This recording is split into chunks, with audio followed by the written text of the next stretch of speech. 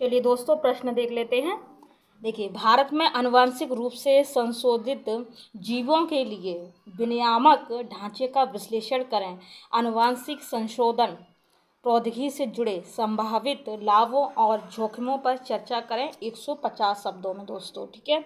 और ये अब जो है क्वेश्चन, ये आपके सिलेबस के अकॉर्डिंग चल रहा, जैसा कि हम बता रहे हैं, डेली आंसर राइटिंग करा रहे हैं 1 क्वेश्चन का।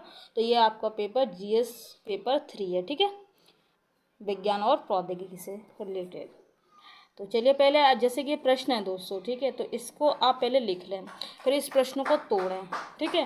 तोड़ने के बाद आपको पता चलेगा कि आपको किस स्ट्रक्चर में आप बनाना पड़ेगा, दृष्टिकोण बनाना पड़ेगा दोस्तों, ठीक है। फिर उसके हिसाब से आपको पॉइंट वाइज समझना है कि मुझे कौन सी बात कब लिखनी है, ठीक है। तो सबसे पहले आपको यहाँ पर आनुवंशिक रूप, तो आपको क्या करना होगा, सबसे पहले आनुवंशिक संशोधन प्रौद्योगिकी को परिभाषित करके परिचय देना छोटा सा। फिर आगे आपको भारत में आनुवंशिक रूप से संशोधित जीवों के लिए नियामक ढांचे पर प्रकाश डालना है। फिर थर्ड आपको क्या करना पड़ेगा, आनुवंशिक संशोधन प्रौद्योगिकी से जुड़े संभावित लाभों और जोखिमों पर गहराई से विचार करना होगा। फिर आगे बढ़ने के रास्ते सुझाने पड़ेंगे और फिर लास्ट में आपको निष्कर्ष पर आ जाना है। तो चलिए दोस्तों, हम लोग परिचय पे आ जाते हैं। इंट्रोडक्शन आपको किस तरीके से लिखना है। तो दोस्तों, आप जब लिखना चालू करोगे तो आप अपनी कॉपी में स्टार्ट करना आनुवंशिक संशोधन प्रौद्योगिकी यहाँ से, ठीक है। तो आनुवंशिक संशोधन प्रौद्योगिकी, जिसे आनुवंशिक इंजीनियरिंग के रूप में भी जाना जाता है, विशिष्ट जीन को शामिल करने, हटाने या संशोधित करके किसी जीव की आनुवंशिक सामग्री को बदलने की प्रक्रिया को संदर्भित करता है। भारत में इस प्रौद्योगिकी का अनुप्रयोग एक व्यापक नियामक ढांचे द्वारा नियंत्रित होता है, जिसका उद्देश्य GMOs के लाभों को दोहन करते हुए उनके सुरक्षित विकास, हैंडलिंग और व्यवसायीकरण को सुनिश्चित करना है दोस्तों, ठीक है। और इसी तहत हम लोग आगे बढ़ते हैं और फिर आपको एक इस तरीके से हेडिंग डाल देनी है, यहाँ से लेके यहाँ तक। ये आपका परिचय हो गया। फिर आप थोड़ा सा गैप देकर फिर इतना और लिख देना, ठीक है, यहाँ से यहाँ तक। फिर आप आ जाते हैं मेन, इधर आइए, फिर आप यहाँ से करना स्टार्ट। देखिए, भारत में आनुवंशिक रूप से संशोधित जीवों के लिए बिना नियामक ढांचा, तो ये आपकी मेन बॉडी में हो जाएगा दोस्तों, ठीक है। मेन बॉडी बोलते हैं, वहाँ पर आपको ये सब यहाँ से हेडिंग डाल के लिखना है। फिर आप हेडिंग में कैसे लिखोगे, एक एक पॉइंट वाइज लिखते जाना है। व्यापक कानून इस तरीके से आप डालना। फिर इसमें लिखना पर्यावरण संरक्षण अधिनियम 1986 व्यापक रूपरेखा प्रदान करता है, इस तरीके से आप लिख देना। फिर आगे बढ़ना। विशिष्ट नियम, इसमें क्या लिखना, खतरनाक सूक्ष्म जीवों, आनुवंशिक रूप से इंजीनियर जीवों या कोशिकाओं के निर्माण, उपयोग, आयात, निर्यात और भंडारण के नियम 1989 GMO के लिए एक नियामक प्रक्रिया स्थापित करते हैं। फिर आपको आगे बढ़ते जाना। फिर लिखना क्रियान्वयन निकाय। देखो, आनुवंशिक इंजीनियरिंग मूल्यांकन समिति GEAC GMO के अनुसंधान, विकास, व्यवसायीकरण और आयात निर्यात को मंजूरी देने के लिए शीर्ष निकाय के रूप में कार्य करती है। आगे लिखना पुण्य संयोजक DNA सलाहकार समिति RDAC राष्ट्रीय और अंतर्राष्ट्रीय स्तर पर जैव प्रौद्योगिकी के क्षेत्र में विकास की समीक्षा करती तथा RDNA अनुसंधान, उपयोग और अनुप्रयोग में भारत के लिए उपयुक्त उचित सुरक्षा विनियमों की सिफारिश करती है। आगे लिखना राज्य स्तरीय समन्वय, इस तरह से हेडिंग डाल सकते हैं। फिर लिखना है इसमें राज्य जैव सुरक्षा समन्वय समिति SBC और जिला स्तरीय समिति DLC राज्य और जिला स्तर पर कार्यान्वयन का समर्थन करती है। आनुवंशिक संशोधन प्रौद्योगिकी के संभावित लाभ, चलिए देख लेते हैं।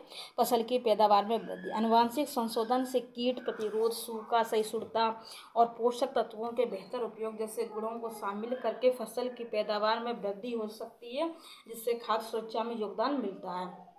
आगे लिखना उदाहरण, बोलवर्म कीटों से बचने के लिए आनुवंशिक रूप से संशोधित BT कपास से भारत में उपज में उल्लेखनीय वृद्धि हुई है।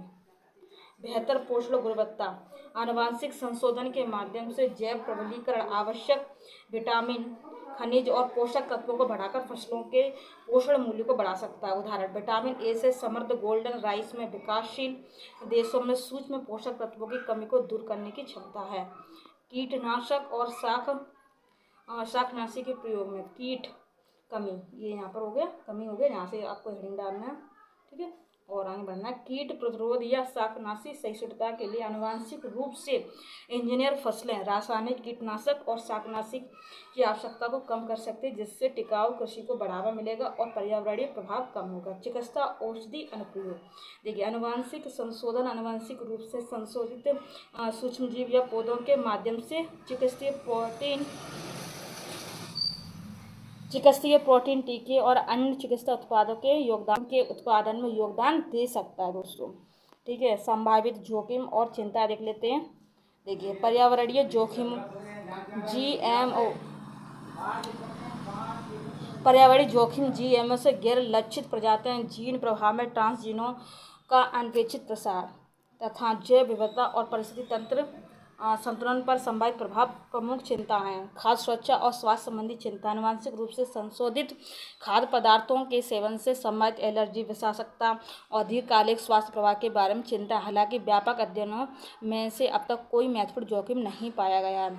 नैतिक और सामाजिक चिंता देख लेते हैं। आनुवंशिक रूप से संशोधित जीवों का पेटेंट और बड़े निगमों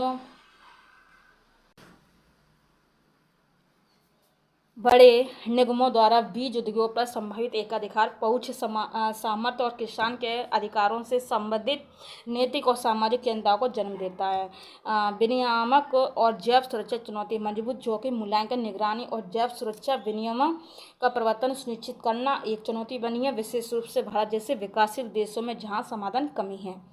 और आगे बढ़ने का रास्ते में हम लोग और समझेंगे। देखिए दोस्तों, जस्ट भी थोड़ा सा आगे बढ़ने का रास्ता में बाजार पश्चात निगरानी, पर्यावरण में जारी होने के बाद जीएमओएस के दीर्घकालिक प्रभाव पर नजर रखने के लिए बाजार पश्चात निगरानी कार्यक्रम को सख्त रूप से लागू करना, पारदर्शिता और लेबलिंग, उपभोक्ताओं को चयन का अधिकार देने के लिए जीएमओ उत्पादों की स्पष्ट लेबलिंग सुनिश्चित करें, तकनीकी प्रगति का लाभ उठाना। इसमें देख लेते हैं, अनपेक्षित परिणामों को न्यूनतम करने के लिए CRISPR जैसी नई अधिक सटीक जीन संपादन तकनीकों पर अनुसंधानों को बढ़ावा देना, अनुमोदन से पहले विशिष्ट जीएमओ से जुड़े संभावित जोखिमों का व्यापक मूल्यांकन करने के लिए मजबूत जोखिम मूल्यांकन उपकरण विकसित करना, प्रबंधन और सह अस्तित्व को बढ़ावा देना, जीएमओ के जीन प्रभाव को रोकने और पर्यावरणीय जोखिमों को न्यूनतम करने के लिए अलगाव, दूरी, ठीक है, बफर जोन, रोकथाम रणनीतियों जैसे मजबूत जैव सुरक्षा उपायों को लागू करना, जीएमओ और रासायनिक इनपुट पर निर्भरता कम करने के लिए एकीकृत कीट प्रबंधन, फसल चक्र जैसी टिकाऊ कृषि पद्धतियों को अपनाने को प्रोत्साहित करना। ठीक है, और यहाँ पर देख लेते हैं विनियमों में सामंजस्य, जीएमओ के लिए विनियमों को सामंजस्य स्थापित करने के लिए अन्य देशों के साथ सहयोग करना, ताकि एक सुसंगत वैश्विक दृष्टिकोण सुनिश्चित हो सके। जीएम अनुसंधान और जोखिम मूल्यांकन निष्कर्ष पर सूचना साझा करने को बढ़ावा देना ये हो गया दोस्तों। निष्कर्ष पर आ जाते हैं दोस्तों। देखिए खाद्य सुरक्षा SDG 2 को बढ़ाने, टिकाऊ कृषि SDG 2 और 15 को बढ़ावा देने और मानव स्वास्थ्य SDG 3 में योगदान देने के लिए जीएमओ की क्षमता को दोहन करने के लिए एक मजबूत नियामक ढांचा, निरंतर निगरानी और समावेशी हिस्सेदार जुड़ाव अनिवार्य, साथ ही इससे जुड़े जोखिमों का प्रभावी ढंग से प्रबंधन और नैतिक, सामाजिक और पर्यावरणीय चिंताओं का समाधान भी किया जा सकता है। इस तरीके से आपको निष्कर्ष लिखना है दोस्तों। आई होप आपको हेल्पफुल लग रहा है, समझ में आ रहा है, हेल्पफुल लग रहा है तो like, subscribe, comment, share, support जरूर करें। धन्यवाद।